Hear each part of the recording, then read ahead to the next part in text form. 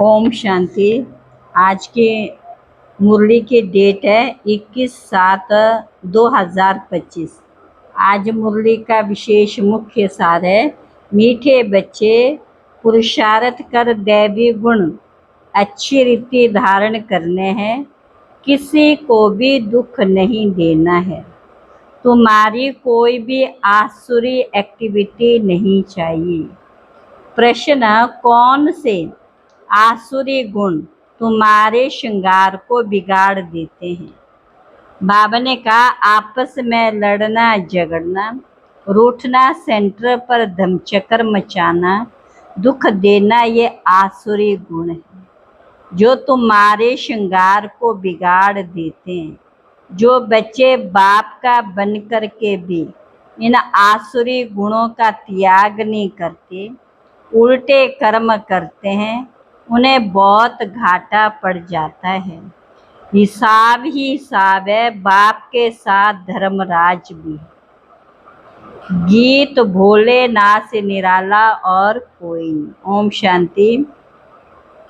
रूहानी बच्चे ये तो जान चुके हैं कि ऊंच ते ऊंच भगवान है। मनुष्य गाते हैं और तुम देखते हो दिव्य दृष्टि से।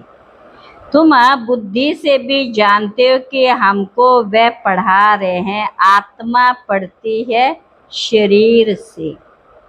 पहले पहले तो अपने को आत्मा समझना है, बाप है सर्वशक्तिवान। उनसे तुम बच्चों को शक्ति मिलती है, योग से शक्ति जास्ती मिलती, जिससे तुम पावन बनते हो। बाप तुमको शक्ति देते हैं विश्व का राज्य करने की। इतने महान शक्ति देते, वह साइंस घमंडी आदि इतना सब बनाते हैं विनाश के लिए। उनकी बुद्धि में विनाश के लिए, तुम्हारी बुद्धि है अविनाशी पद पाने के लिए। वहाँ प्रजा का प्रजा पर राज्य नहीं होता, वहाँ है ही राजा रानी का राज्य।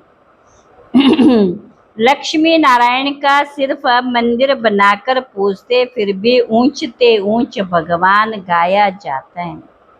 अभी तुम समझते ये लक्ष्मी नारायण विश्व के मालिक थे। ऊंचते ऊंच विश्व की बादशाही मिलती है बेहद के बाप से। तुमको कितना ऊंच पद मिलता तो बच्चों को कितनी खुशी होनी चाहिए। जिससे कुछ मिलता है उनको याद किया जाता है ना। कन्या का पति से कितना लव रहता है, कितना पति के पिछाड़ी प्राण देती है। पति मरता है तो याहू सेन मचा देती है। ये तो पतियों का पति तुमको कितना श्रृंगार कर रहे हैं, ये ऊंचते ऊंच पद प्राप्त कराने के लिए। तो तुम बच्चों में कितना नशा होना चाहिए। दैवी गुण भी तुमको यहाँ धारण करने हैं। बहुतों में अभी तक आसुरी अवगुण हैं। लड़ना झगड़ना, रूठना, सेंटर पर धमचक्कर मचाना। बाप जानते हैं, बहुत रिपोर्ट्स आती है, काम शत्रु है तो क्रोध भी कोई कम शत्रु नहीं है। फलाने के ऊपर प्यार, मेरे ऊपर क्यों नहीं। फलानी बात इनसे पूछी, मेरे से क्यों नहीं पूछा। ऐसे ऐसे बोलने वाले संशय बुद्धि बहुत है। राजधानी स्थापन होती है ना, ऐसे ऐसे क्या पद पाएंगे। मर्तबे में तो फर्क बहुत रहता। मेहतर सफाई कर्मी भी देखो अच्छे अच्छे महलों में रहते हैं, कोई कहाँ रहते। हर एक को अपना पुरुषार्थ कर दैवी गुण अच्छे धारण करने दे। अभिमान में आने से आसुरी एक्टिविटी होती। जब दे अभिमानी बन अच्छी रीति धारणा करते रहो तब ऊंच पद पाओ। पुरुषार्थ ऐसा करना है दैवी गुण धारण करने का, किसको दुख नहीं देना। तुम बच्चे दुख हरता सुख करता बाप के बच्चे हो, कोई को भी दुख नहीं देना चाहिए। जो सेंटर संभालते उन पर बहुत रिस्पॉन्सिबिलिटी है। जैसे बाप कहते बच्चे अगर कोई भूल करता है तो 100 गुना दंड पड़ जाता है। दे अभिमान होने से बड़ा घाटा होता है, क्योंकि तुम ब्राह्मण सुधारने के लिए निमित्त बने हुए हो। अगर खुद ही नहीं सुधरे तो औरों को क्या सुधारेंगे। बहुत नुकसान हो पड़ता है। पांडव गवर्नमेंट है ना, ऊंचते ऊंच बाप है, उनके साथ धर्मराज भी है। धर्मराज द्वारा बहुत बड़ी है सजा खाते हैं। ऐसे कुछ कर्म करते हैं तो बहुत घाटा पड़ जाता। हिसाब ही हिसाब है। बाबा के पास पूरा हिसाब रहता है। कहते भी हैं भगवान तुम्हारा हिसाब लेगा। यहाँ बाप खुद कहते धर्मराज बहुत हिसाब लेंगे। कई बच्चे ब्राह्मणी टीचर से भी तीखे हो जाते हैं। तकदीर ब्राह्मणी से भी ऊंची हो जाती, ये भी बाप ने समझाया। अच्छी सर्विस नहीं करेंगे तो जन्म जन्मांतर दास दासी बनेंगे। बाप सन्मुख आते ही बच्चों से पूछते हैं, बच्चे दे अभिमानी होकर बैठे हो। बाप के बच्चों प्रति माँ बाप के बच्चे आत्म अभिमानी बनने का बहुत पुरुषार्थ करना। घूमते फिरते भी विचार सागर मंथन करते रहना। बहुत बच्चे हैं जो समझते हम जल्दी जल्दी से नरक की छी दुनिया से जाएं सुख धाम। बाप कहते अच्छे अच्छे महारथी योग में बहुत फेल है, उन्हों को भी पुरुषार्थ कराया जाता। योग नहीं होगा तो एकदम गिर पड़ेंगे। नॉलेज तो बहुत सहज है। बहुत अच्छी अच्छी बच्चियां हैं जो प्रदर्शनी समझाने में बड़ी तीखी हैं, परंतु योग है ही नहीं, दैवी गुण भी नहीं। कभी कभी ख्याल होता है अर्जुन क्या क्या अवस्थाएं हैं बच्चों की, दुनिया में कितना दुख है, जल्दी जल्दी ये खत्म हो जाए, इंतजार में बैठे हैं, जल्दी चलें सुख धाम। तड़पते रहते हैं, जैसे बाप से मिलने के लिए तड़पते हैं, क्योंकि बाबा हमको स्वर्ग का रास्ता बताते हैं। ऐसे बाप को देखने के लिए तड़पते हैं। बाबा ने कहा अभी तो समझते यहाँ कोई झंझट की बात ही नहीं रहती। बाहर में रहने से तो सबसे तोड़ निभाना पड़ता है, नहीं तो खिटपिट हो जाए। इसलिए सबको धीरज देते, इसमें बड़ी गुप्त मेहनत है। याद की मेहनत कोई से पहुंचती नहीं। गुप्त याद में रहें तो बाप के डायरेक्शन पर भी चले। दे अभिमान के कारण बाप के डायरेक्शन पर चलते नहीं। कहता हूँ चार्ट बनाओ तो बहुत उन्नति होगी। ये किसने कहा? शिव बाबा ने। टीचर काम देते हैं तो करके आते हैं ना। या अच्छे अच्छे बच्चों को भी है बाबा ने कहा माया करने नहीं देती। अच्छे अच्छे बच्चों का चार्ट बाबा के साथ पास आए तो बाबा बताएं, देखो कैसे याद में रहते हैं। अभी तुमको देही अभिमानी बनना है, कुछ न कुछ सहन करना ही पड़ेगा। मियाँ मिट्ठू नहीं बनना। बाबा तो कहते हैं तंदुरुस्ती अच्छी रखो तो सर्विस भी अच्छी रीति कर सकेंगे। बाबा ऐसे थोड़ी कहते हैं कि हड्डियां दे दो, बीमार होंगे तो पड़े रहेंगे। कोई कोई हॉस्पिटल में भी मन का समझाने की सर्विस करते तो डॉक्टर लोग कहते हैं ये तो फरिश्ते हैं, चित्र साथ में ले जाते।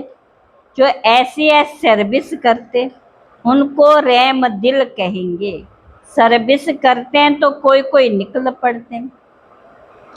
प्योरिटी है फर्स्ट। कहा भी जाता है पहले प्योरिटी, पीस, पीछे प्रॉस्पेरिटी।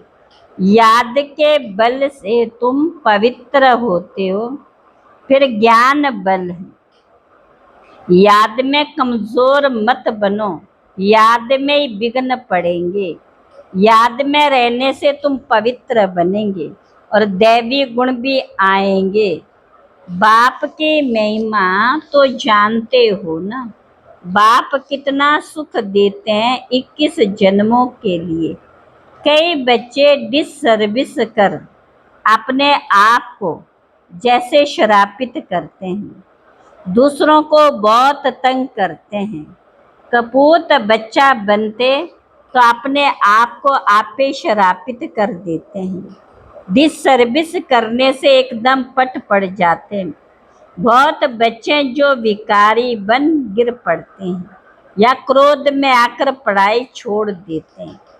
अनेक प्रकार के बच्चे यहाँ बैठे हैं, यहाँ से रिफ्रेश होकर जाते हैं तो भूल का पश्चाताप करते, फिर भी पश्चाताप से कोई माफ नहीं हो सकता।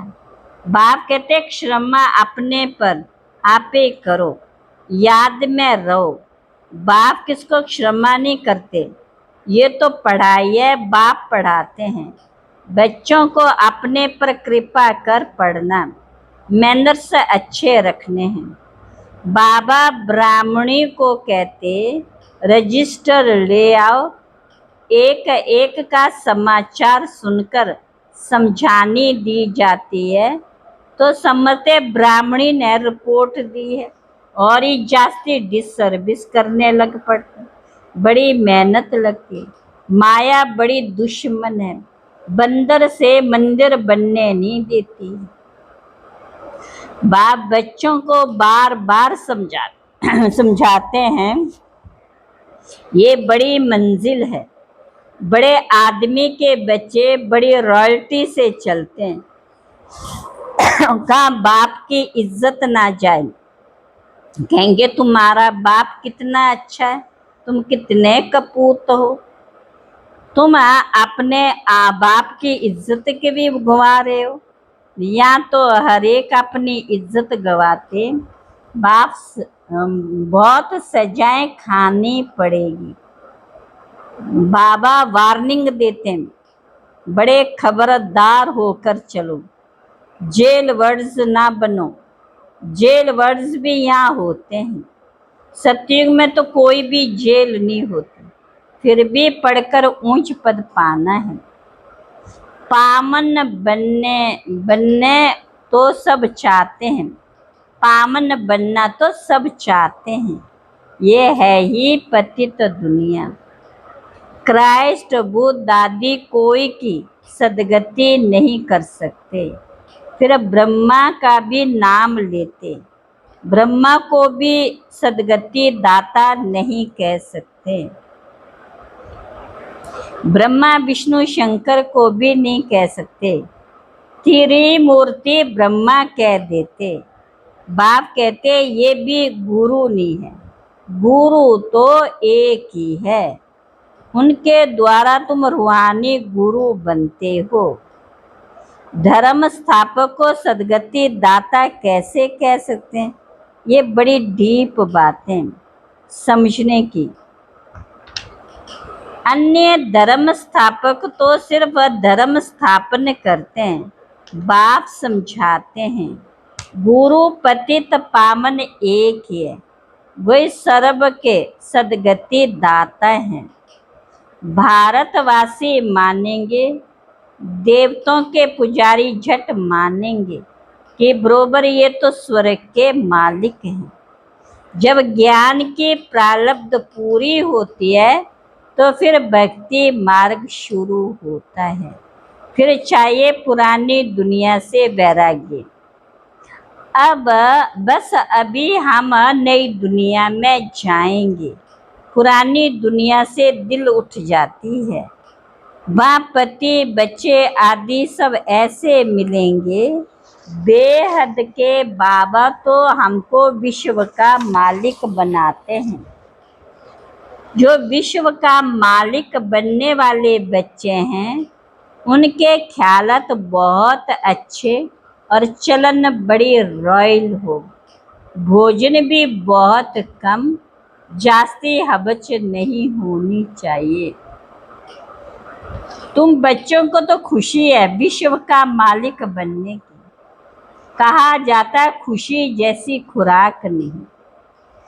ऐसी खुशी में सदैव रहो तो खान पान भी बहुत थोड़ा हो जाए। बहुत खाने से भारी हो जाते, फिर झुटका आदि खाते हैं, फिर कहते बाबा नींद आती। भोजन सदैव एक रस होना चाहिए।